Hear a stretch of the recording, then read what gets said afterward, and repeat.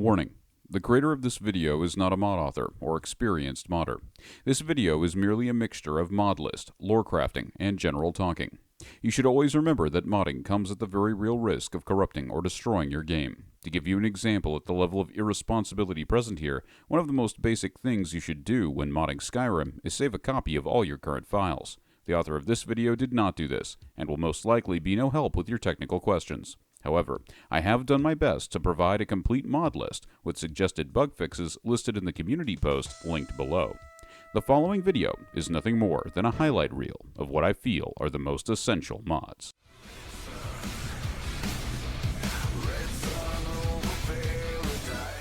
The planet Athos is a world where the very use of magic is vampiric, draining life from all things around it due to the specific makeup of the realm. The gods are cut off from man by a mysterious force called the Grey. Slavery is common, and those who rise above their meager station are doomed to a life of total war to retain what freedom or power they manage to gain in their life. Dark Sun is grimdark D&D. It's inspired by Mad Max, Dune, and Conan. The only continent known on Athos is the early Middle Eastern civilization-themed Tablelands. Beyond the Sunrise Sea, one knows what more exists on the planet. No one knows what more exists on the planet. This is because, like many D&D settings, the rest of the world is left blank for players like you and me to make our own adventures. Beyond the seemingly almost endless ocean, on the other side of the planet exists a semi-tropical place where uncommon races are able to thrive. In our headcanon, that is. Once a land of ice and snow after the Red Age, it was the least affected by the first arcane magician Rajat's use of parasitic arcane magic. As a result, some areas are still covered in a thin layer of green, and rivers flow somewhat uninterrupted throughout the land. To create this environment, we have used the 2015 recreation of tropical Skyrim by ACEEQ, in addition to using the mod Bigger Better Sun to bring home to the player that they are dealing with a world at its end. Though this is a bit different from the lore, we are trying to create the feel that the sun is engulfing you. For the effect of the red iconic sun to the setting, we have the Blood Eclipse mod, which is one of two options, which is actually for Skyrim AE, but thankfully is so compatible with Oldrim that it works for our Overhaul. Oldrim Supremacy, once again. This plus the sprint function kind of ties that for me. It seals the deal there.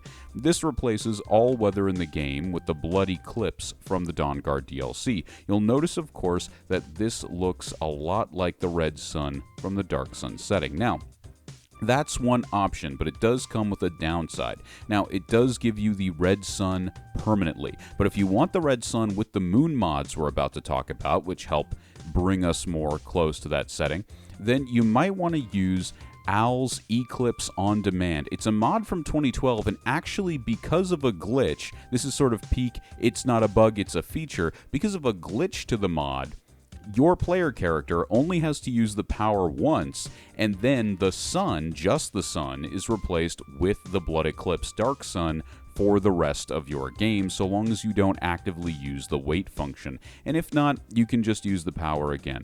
But either way, whichever one you choose, let's move on to the moon mods. The two moons that are present on both Athos and Nirn, they have that in common, so there's no need to change that. But we still need to turn Masser and Secunda into Ral and Gethay. Ral, or Masser for us, is meant to be green, and Gethay is meant to be a yellow moon with green oceans, which I have taken to mean yellow-green. To make this, we are using the mods Moon Green 1 Masser and Moon Io Secunda by Blue Eye TK on the Steam Workshop. Always Clear Weather and Paramount FPS Galore's Cloud Removal ensures the desert-appropriate weather. This communicates to you, the player, that while some green might be present, it's on its way out, not on its way in. This is not a hopeful setting. This is one where things are sort of dying out. To reinforce the earth dying, we are using removable or remove harvestable crops, which turns farms into barren wastes of sadness, and No Trees 1.1, which removes as many vanilla trees as possible. Two Mihel mods provide extra window dressing, animal bones, and mummified animals. Goes a long way to communicate a feeling of death. Welcome to Skyrim, New Vegas. Don't forget, as long as I'm alive, someone will always love you. Unlucky for you, I have gonorrhea. Lastly, as Morrowind still exists in our version of Tamriel, we have the mod Red Mountain Erupts, which simply makes Red Mountain and Solstheim visible from mainland Skyrim. There actually is a far more inhospitable version of the Ashlands of Morrowind in the setting called the Sea of Silt, which we will say Skyrim is next to in our headcanon. It's a giant ash desert with a ground volcano chasm in the middle. For the fauna of the environment, you will find the monster mod, Skinwalker 21's various dinosaurs, and various individual Mihail mods, especially those relating to Morrowind creatures, to be the most helpful. The ecosystem of Skyrim, as we have modded it, does allow for minimal mammals, but anything that looks like an insect, a crustacean, or reptile, including dinosaurs, are very lore-friendly to Dark Sun or to Athos. The sky rays of the setting I have substituted with Mihail's snow whales, as they most closely fit in size to the creature. The sky ray is meant to be this large airborne creature that basically just eats every other avian thing very casually, and this is something the snow whale does very well, partially because it's not really a snow whale, it's more like a sky whale, and it's done very well. The various guars added by Mihail and the Skyrim monster mod are a great shorter, fatter equals to the scaled ostrich-like creature known as the Crudlu, which is the primary mount in the general game, in the world of Athos. In addition, I also used an old mod, Hyenas of Skyrim by G77, the sort of replacer version, to get rid of pack-hunting wolves and replace them with the much more thematically sound scavenger hyenas. For the various skin-tight, black leather-clad, and Hammerfell-garbed bandits you will find around the setting, I am using OBIS Redone. It is also highly recommended that, unlike me, you use a survival mod of your choosing. Now that we know where we are, let's talk about why we're here. One of the main reasons I'm more than willing to spend time on this mod list is that there is no element of Skyrim's vanilla legendary experience that goes against Dark Sun. In the main quest, you are proclaimed to be the Dragonborn, a human with the blood and soul of a dragon. Dragons are fallen angel-like beings in the game's interpretation of the lore, with Alduin and Akatosh being a Lucifer and god-like allegory. This means dragons don't lay eggs. Dragon priests acted as their human leader worshippers, but you know this already. Athos is not so different. The first sorcerer Rajat taught the first generation of sorcerer kings who ruled through priesthoods how to turn into dragons. Having the soul of a dragon would be synonymous with magical potential or a powerful destiny. All the set pieces are there. The only difference is headcanon. Dragons used to be dragon priests in our new universe. However, unlike in the Tablelands, the last generation of dragon priests died out a long time ago, their forgotten Norse ziggurats being the tombs you explore. They're even shaped the exact same way in many cases, merely being made from different material, and with the changes that Tropical Skyrim by ACEQ makes, even then not by much. A lot of, for instance, Whiterun looks very Adobe in nature. To bring home the sentient thinking nature of dragons and making them more intelligent, we have two mods, Talkative Dragons and Chromatic Dragons. Both cause the dragons to speak to us in their ancient Norse tongue while fighting with us, and gives us a fair reference to the core D&D multiverse through Chromatic Dragons, where our new story takes place. So you have the red dragon, the black dragon, the white dragon, and Chromatic Dragon, just as you increase in level, dragons get harder to fight. Very fun. Chronix accoutrements, I butchered that, makes each dragon priest harder to fight and more rewarding in the form of new armors and masks as equipment. Moving on to Dawnguard's main plot, everything on Athos is psychic or psionic. This is like magic, but instead of being pulled from life force, it's moving a mental muscle. Psionic powers are just that, powers, represented for us by the Powers tab. With an already blotted out red sun, this turns Harkon's court into nothing more than a cult of psionic vampiric defilers, the word for evil magic users in the setting, who want to truly get rid of the sun. They aren't a cult of vampire supremacists anymore, they are a true death cult. In this case, we have left the Dawnguard and Vampire Lords completely alone, both because there is no equal to either in the Dark Sun setting, and because the changes we've already made to headcanon make their plot make a hell of a lot more sense than the original, which was, as pointed out by many, the cynical, senile scribbles comedy series, parody series, I believe it was. Yeah, they pointed out how stupid that was, and it was very funny. By many content creators before me, that's already pointed out. The Dragonborn DLC's plotline is literally just you confronting one of the first dragon priests. Again, no real changes needed. Continuing on with a point I made at the beginning of this segment, the reason I can work on this without it feeling like a waste of time is that this is an actual overhaul, meaning it doesn't cut you off from enjoying any aspect of the game through a lore break. Heavy Burns' various cinematic-themed overhauls might be fun for a day, but they don't actually let you play the game. For me, I'm interested in actually playing a game, not a movie. You're going to do what people usually do, spend 3 days modding, 1 hour playing, and finally uninstalling for a few months before trying the process all over again. Now, with all that said, we still have a new main quest and DLC quests added to the world through mods that heavily fit with the theme. To begin with is what I'll be treating as the new main quest, the DLC-long Plague-themed quest, Death Consumes All. This quest is given to you as soon as you start the game in the form of rumors you've heard about the zombifying plague spreading through the land. As you can imagine, the post-apocalyptic theme of the quest and the theme of magic killing everything is very appropriate for what we want. It also adds many NPCs with face masks that fit the desert setting quite well. Khajiit from the Elder Scrolls universe would fit into the mainstream Tablelands quite well, so we have added one of the oldest Skyrim mods to this overhaul. Moonpath to Elsewhere, a theme of elves versus everyone else, will be expanded upon more when we get into the next section. Mahel's Underhanded Slavery House Trust quest mod is very thematically appropriate to the theme of power dynamics in the world. Do you want to free the Argonian Pateran slaves, or do you want their masters to rule over Solstheim?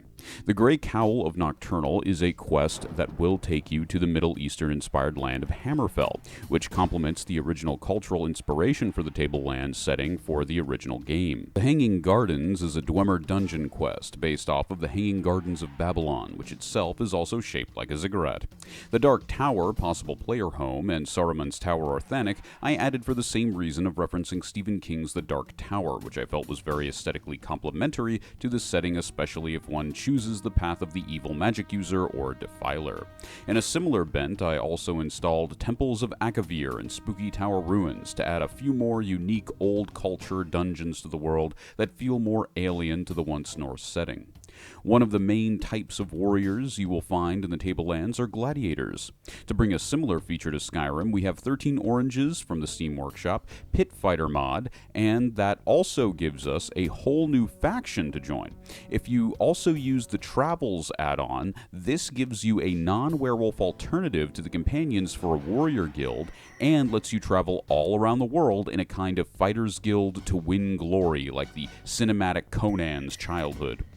Speaking of which, to honor that movie and one of Dark Sun's inspirations, we have the dungeon mod Conan the Hyborian Age, which lets us revisit the fight between the ancient barbarian Conan and Thulsa Doom. Of course, we can't find the actual people, but we can visit the sites that each of them were in and get very movie-themed quest items, which will be very fun and look aesthetically beautiful next to the desert and all the various aesthetic things we have planned. In addition, Temples of Set adds many of the cultist robes from the movie into the game, which also replace Mirak's clothes. So that is one of the only thing I would say replaces Mirak's kind of Cthulhu theme. And I understand that there's an entire Lovecraftian aesthetic to the part of that part of the Dragonborn DLC.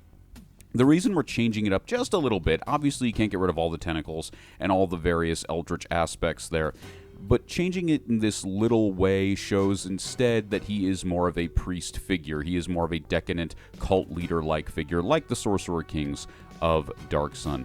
In the Tablelands, there are some areas which are still green, but no one goes there due to the threat of halflings, which have become cannibalistic in modern times. While not directly cannibals, the halflings added by the Shire's quest mod are actually quite lore-friendly to our setting. In that spirit, I'd like to remind you that you are here to have an adventure. Now that we know what needs to be done, we have to ask, who will be doing it? The races of Athos, or more specifically the races of the Tablelands, are so unique to that setting that recreating them with current available mods ranges from heartwarming breakthrough to heartbreaking impossibility. As a result, many of these are stand-ins meant to fill the role of, or in some cases act in synergy with, the main race from the Dark Sun lore. As we go through them, I will be explaining why and how the race mods we will be using change the lore and headcanon of our setting. And again, this is all just to work in synergy. This is all my headcanon, and I'll do more in-depth lore videos on this fan fiction Dark Sun Tamriel if you want to get deeper into it, because honestly it would be very fun to expand on this or correct things. I'm into it. Like, for instance, when I was doing the Where You Are in the actual Dark Sun setting, the entire the Sunrise Ocean is not a thing anymore. It's now literally the sea, the Silt Sea, the Sea of Silt is the entirety of it. That's literally the entirety of Dark Sun is that. But this just works for our headcanon. Remember, we're not throwing away the vanilla elements of Skyrim, but this is basically a homebrew adventure taking place on an as-of-yet unexplored part of Athos, or this version of Athos, which refers to Athos as Nirn in its culture. To start us off, we have the mods Race Plus and Race Morpher. What these two do is facilitate races using facial features and hairstyles from other vanilla races. It will be very useful in facilitating many of our hybrid races. Many special thanks to the mod author Abba Loves You for many of the race mods here, including the Falmer, Lurker, Reichling, and Ashgolem. While many of these mods were perhaps made as a joke, for whatever reason they run better, play better, and in general are more functional than most serious race mods out there, especially the Reichling. I hope I remember to talk more about the Reichling, because that's not in the script, but I really love the dynamics built into the Reichling race mod by Abba Loves You. They blend very well into the vanilla races. Now let's get started with the most common race in every setting, humans. Humans in our setting will be represented by the vanilla races, Nords, Redguards, and Imperials. Each of their racial abilities will be representative of psionics, which helps us better characterize the power tab, as we went over previously, as an aspect of the mind. Everything and everyone has psionic powers in Athos, so the powers of the vanilla races make sense. The native subculture and dominant culture of Skyrim are the Nords. The reason other races aren't very present in the setting is for the same reason as many of the races in the Tablelands. Similar to their wars of racial extermination, there were many done here by the Sorcerer Kings, also called Dragon Priests. Hammerfell and Cyrodiil are both desert lands, but with the same relative cultures as mainstream Elder Scrolls, with harsher economies and higher fatality rates. And, more of a desert theme. To further flesh out, more of a desert thing. We added more desert. What do you need? More desert. When do you want it? Now? To further flesh out our war of extermination and tie it into the races that exist here, we will say that two war races, or two races of war, were forcibly bred in this time period. The first are the unique feature of Tamriel that the Tablelands don't have by forcing humans to mate with dwarves, creating our new origin for the Orcs, explaining their many tribal LOTR-style camps added by Wars of the Third Era. Since much of the, modern Skyrim is a wasteland, only orcs will travel out there. So you have these orc camps added by Wars of the Third Era, and this helps tie that into the lore and our lore for our custom setting. And this will also sound familiar to Dark Sun fans, as this is the same process of forced slave breeding that created the Athos-specific race of the Mole. Sterile, but well-built, muscular, slightly taller than average human gladiators who don't need sleep very often. In our Overhaul here, should you choose to play as one of the few remaining moles, Kryptonian's race mod, the Furion, inspired by Chronicles of Riddick, coming complete with night vision and an extra 40 points in health and stamina but will be a great aid to you. Dwarves themselves have been added as a race by two mods, Wars of the Third Era, mentioned earlier, and The Shire, which also adds halflings. Most dwarves no longer live underground on Athos, and in the case of Skyrim, much like the halflings, unless at war, stay away from the mainland, living in one of the only grasslands left, protected by their own harsh violence, similar to halflings in Dark Sun lore. Unlike the dwarves of the Tablelands, much of these, though more endangered, have also retained their hair. As you can imagine, the change we're making is that instead of a lost race of elves, the dwarves who built those ruins you find everywhere were indeed the ancestors of the endangered species that exists today. Even their last proudest city, Markarth, is almost filled to the brim with Nordic humans.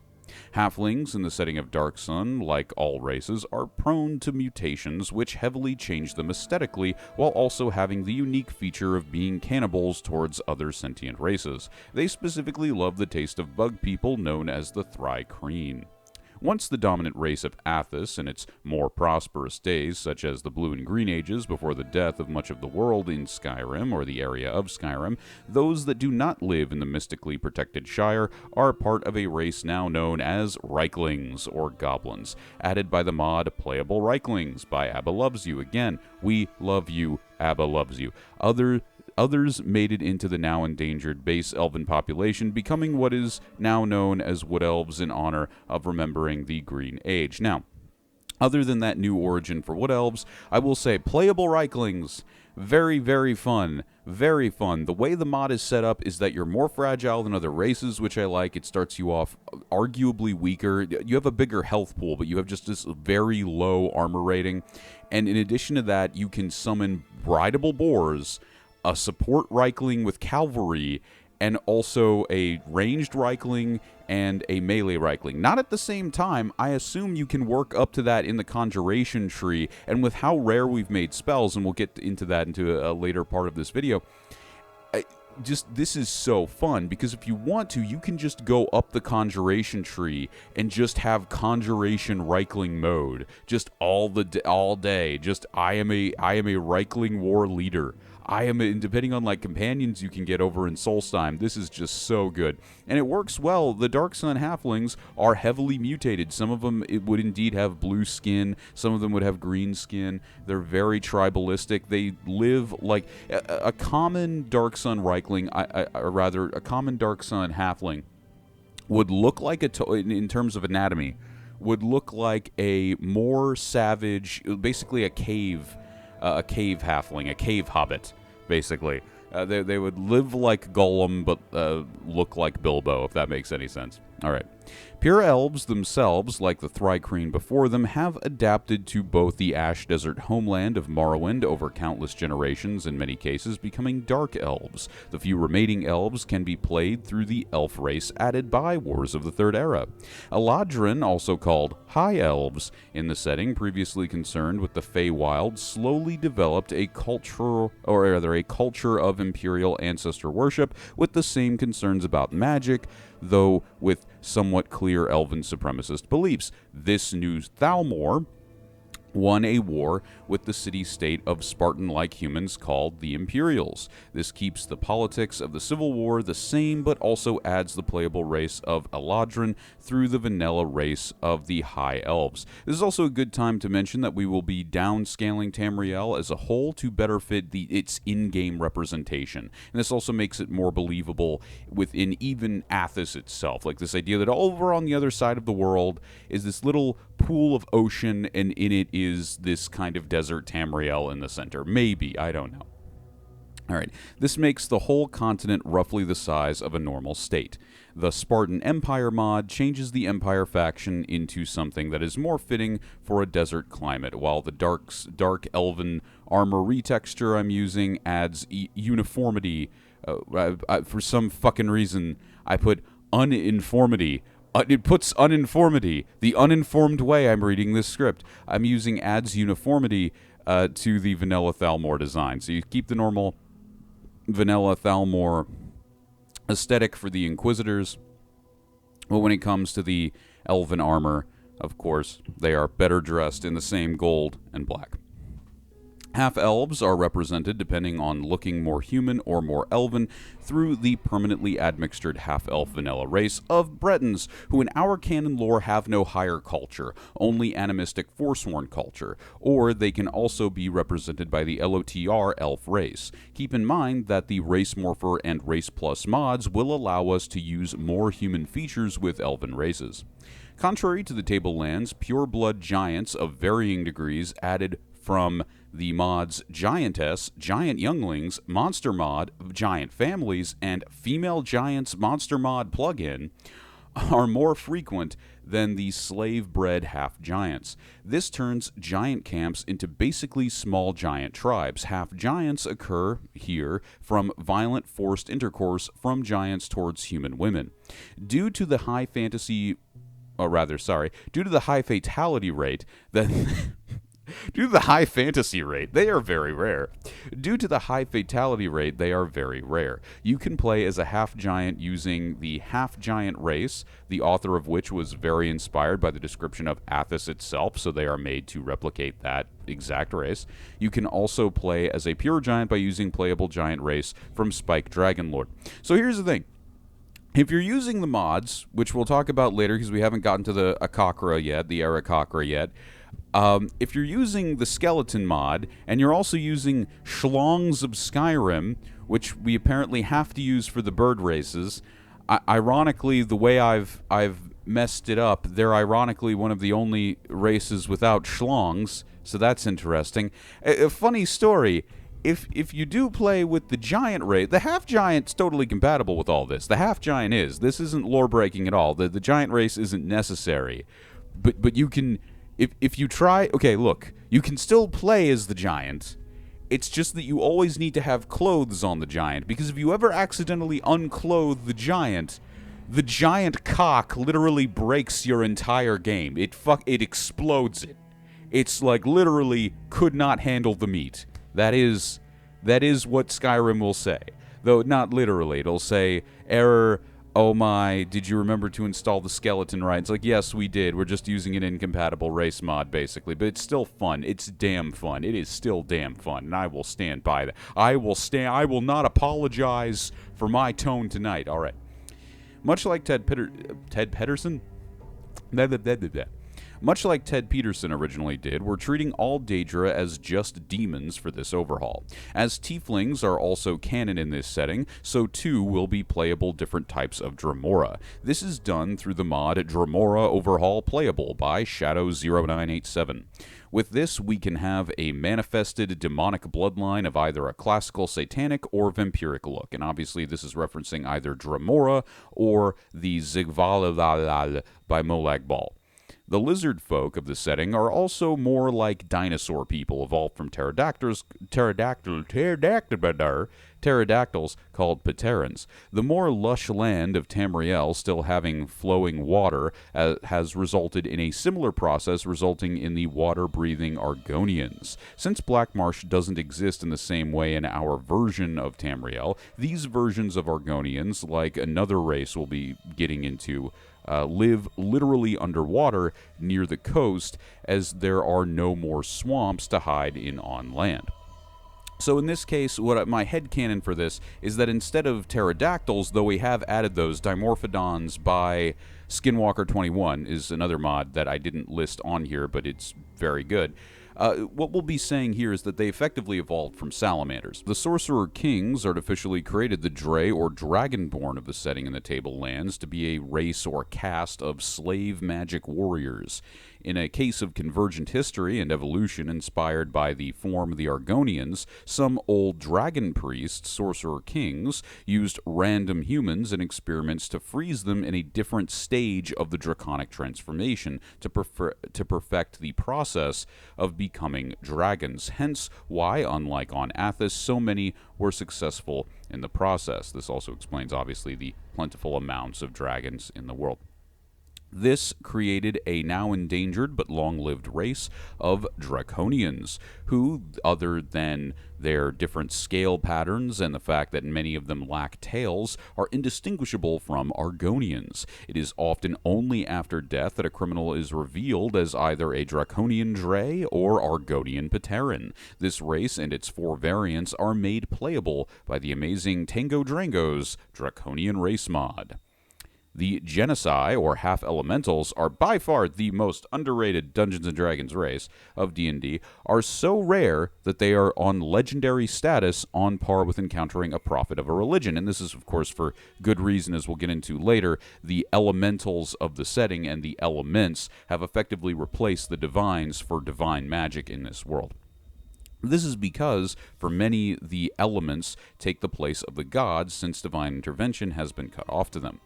With that said, since this is a very diverse concept, we have 7 options depending on how human or how elemental you want to be. If you want to be a fire, ice, or shock elemental with a human appearance, we have Mimics elemental races, which allows you different cloak powers or forms based on the the elemental human race you chose. In the case of those who came out looking more elemental than human, we have Playable Spriggans, which allows you to attune to nature, the Frozen Falmer from the Playable Falmer mod, Wandering Ashghoul, which allows you to play as an ash spawn, or Playable Benthic Lurker for a rare water elemental abomination. Now, Wandering Ashghoul, Playable Ashghoul, is actually the most lore-friendly of these. The Genocide in Dark Sun actually have a special ash elemental that not many other settings, as far as I know, in D&D have, which is very fun, very cool. They're lava or ash, and the Ashghoul definitely fits that. We'll get more into why I included them, or rather the Benthic Lurker. We'll get more into why I included the Benthic Lurker in a second, but for now, let's move on to the vulture-like bird folk known as the Aarakocra. Through the mod Bird Races and its NPC add-on, which adds nests of them throughout the world, we can play as either the vulture people the setting is known for, or songbird, eagle, raven, or griffin folk. Wings are an optional plugin in which I recommend turning off to avoid a bug where all the custom races have them, but to play it, all you're going to need is ultimate animated wings and all its requirements. Khajiit, or the catfolk of Tamriel, we also haven't covered yet, so let's get a little into that. They have a culture very similar to the vulture folk of Dark Sun, so I want to tie their origins together. While both remain a mystery, we will say that the Aarakocra of Skyrim worship the 4 elements, just as the Khajiit worship the sun and moon, as this is the canon lore for both groups. In this case, Elsewhere is home to both groups, and it is hit even harder than even the Tablelands, making only the birds above and the cats in the Grand Canyons below able to survive. In fact, the climate of Skyrim is so cool, compared to their usual superheated environment, the Khajiit call the sand snow in mockery of it. And that's how we're going to get around that bit of lore break. One of the last places that still has fervent vegetation in the form of fungus is the underground land of Blackreach, home to the sins of dwarven ancestors, the Thri-kreen and their chorus young, with their codependent race known as the Falmer, descendant from the once great Snow Elves. Through the mod from Mihail, Thri-kreen warriors, there are enemy Thri-kreen in the world who are mantis folk from Dark Sun and whose life cycle in lore resembles the chorus from Vanilla Skyrim more or less when they're very young, eventually turning into their full-fledged Thri-kreen form. This will be our headcanon moving forward. Sadly, this was a race I couldn't even find an insect race substitute for in all 47 pages on the Nexus for Oldrim, so here's my substitute. After the Red Age caused the fall of the Snow Elves, they soon lost all touch with their precious or previous heritage, devolving after being enslaved by the dwarves into the creatures we know today as the Falmer, making first contact at this point with the Thri-kreen of Blackreach, who had previously forced the dwarves above to move above ground. With the dwarves being the reason the Falmer are in their current state, and hatred of the race burned into them, instinctively they quickly began a process of cultural exchange with them, which, through the teaching of farming techniques, soon resulted in the Thri-kreen culture being dominant.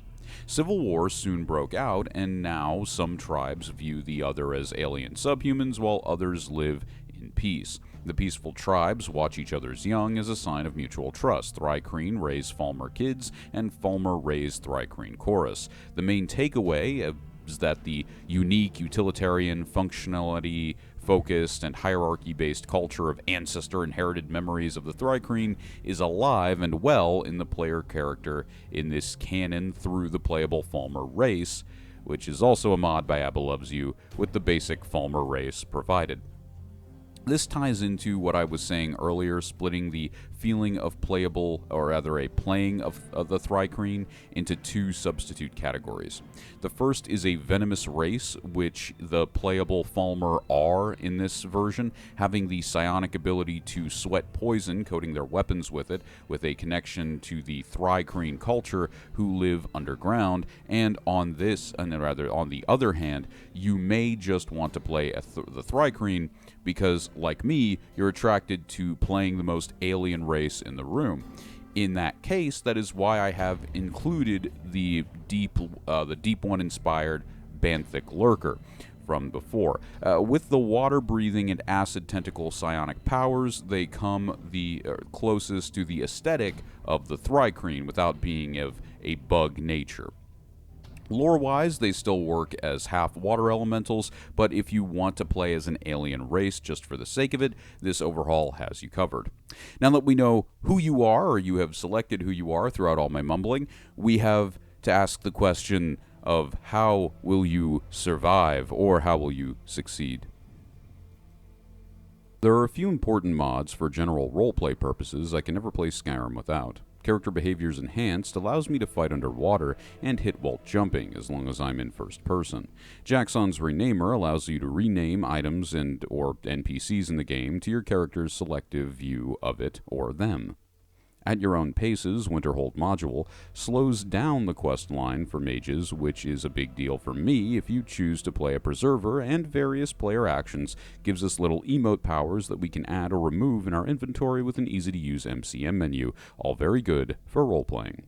To add more flavor to the base game in the form of headcanon, remember that Harkon's court are no different than any other Defiler cult or life-draining mages of the setting, except for having somewhat unique psionic abilities. In correlation with that, preservers, or responsible magic users who seek to live in symbiosis with magic, growing more of it in exchange for not being as powerful, are filled by the College of Winterhold.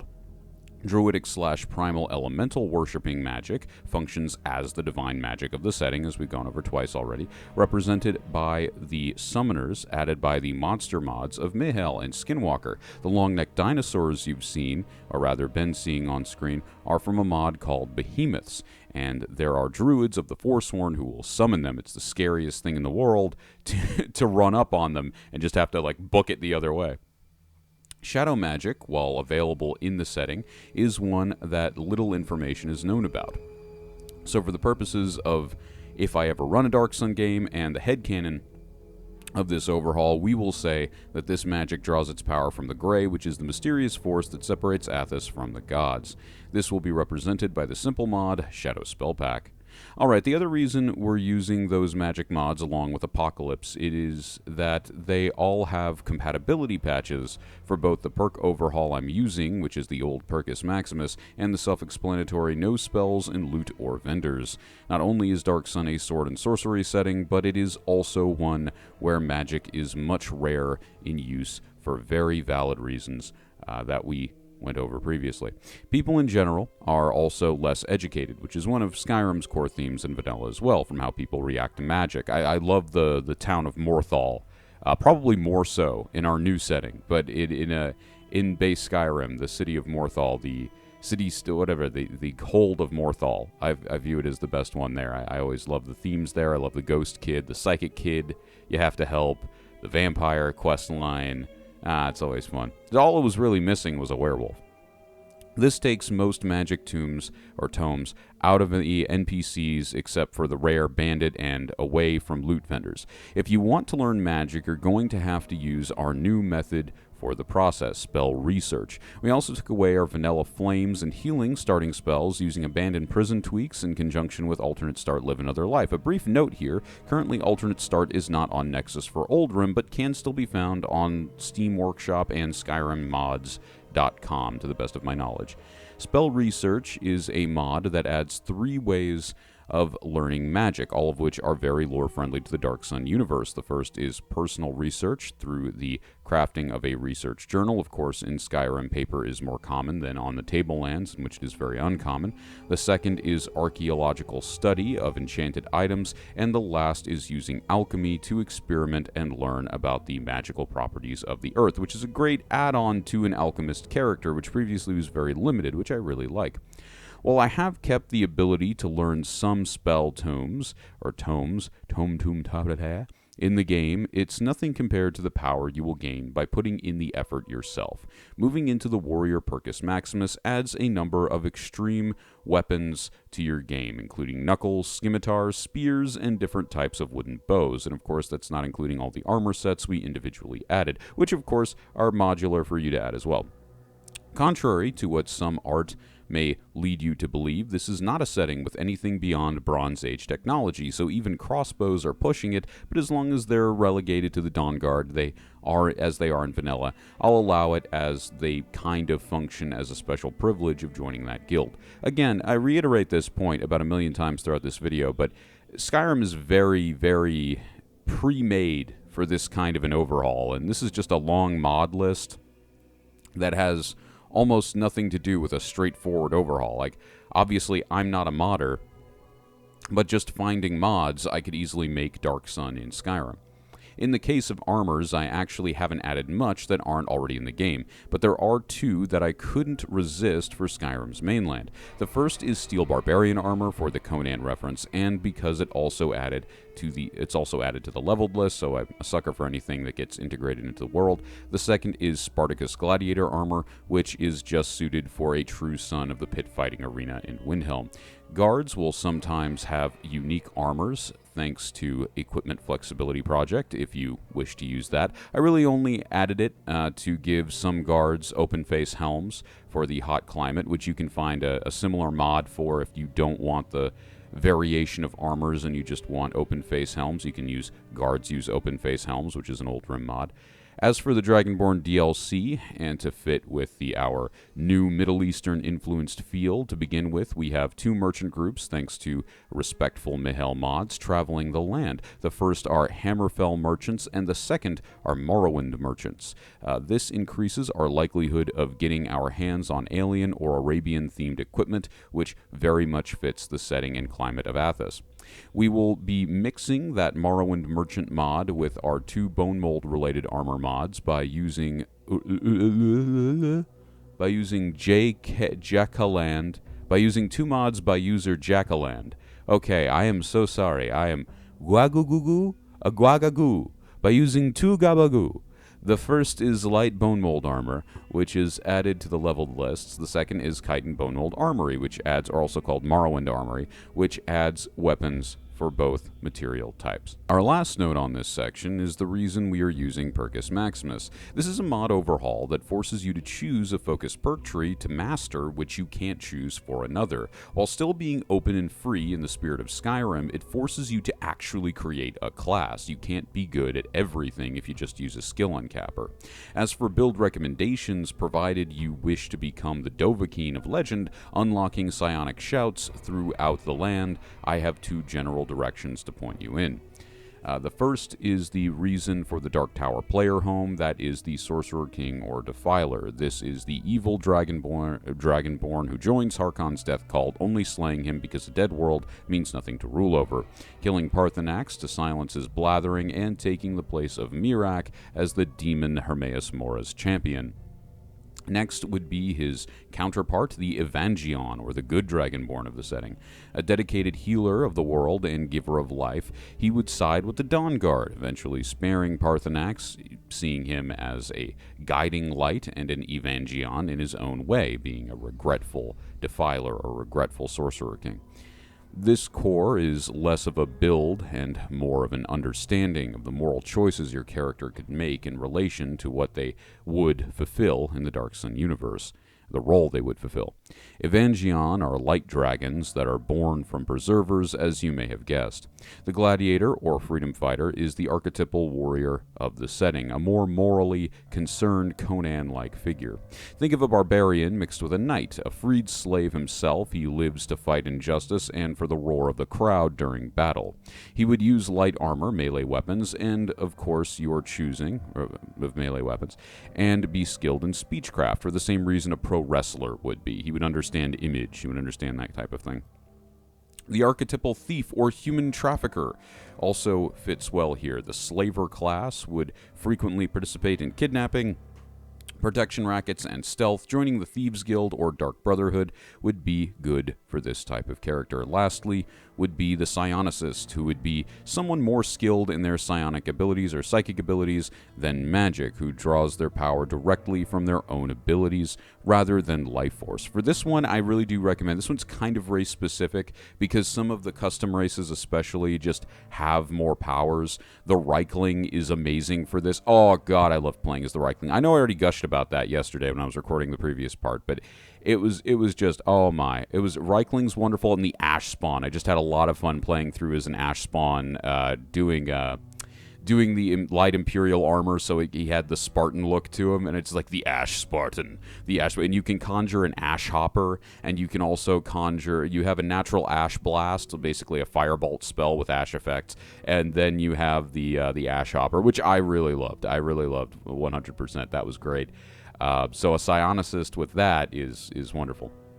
This can be done by specializing in illusion, along with a heavy reliance on powers, whether they be shouts, diseases like vampirism, or racial/Mundus Stone abilities, which isn't something we've talked about. I've left the Mundus Stone abilities relatively vanilla, but honestly, a Mundus Stone overhaul, any kind of Standing Stone overhaul, I think would be great. Andromeda by Ni Scion would be wonderful, but really anything that changes the abilities, even if you just had, even though this would be horribly overpowered, and this is just something I'm suggesting, I haven't found anything like this, but if you could find something that changes the everyday powers, the major powers, into minor powers, meaning you can use them whenever, then, and obviously the only reason I'm even suggesting this is a viable play style is that this is a single-player game. It's just your character's story. You don't have to worry too much about that. But, you know, obviously, the things like the Serpent Stone, where you can paralyze people, would be kind of overpowered. But you get the idea. Be absolutely 100% fun and makes a psionicist very viable. That's all for this first installment of this series. Stay tuned for more videos, lore, and on Dark Sun, which is going to be much better voiced than this. I know that I was mushed-mouthed through this entire thing. It's because it took 4 days to record. I was sick during it. Had a lot of drama happen in between. My Discord account got disabled. You know, that's always fun. My Discord account got disabled, so I had to re-record a bunch of stuff. I saved some of my audio files on my old private channels on my old Discord, so that's gone now. That was fun. And then when I came back with Grimdark Half Off 2, half the people didn't believe it was me and considered it suspicious, but that's just like, there's just this whole thing that happens. But anyway, point is, everything's back to normal now. I replaced all the Discord links. I'm happy that's over. If you care about this work, I encourage you. I have no idea why you would care about this work specifically through this video. It was probably the worst video I've ever produced because of how horrible I've read this script.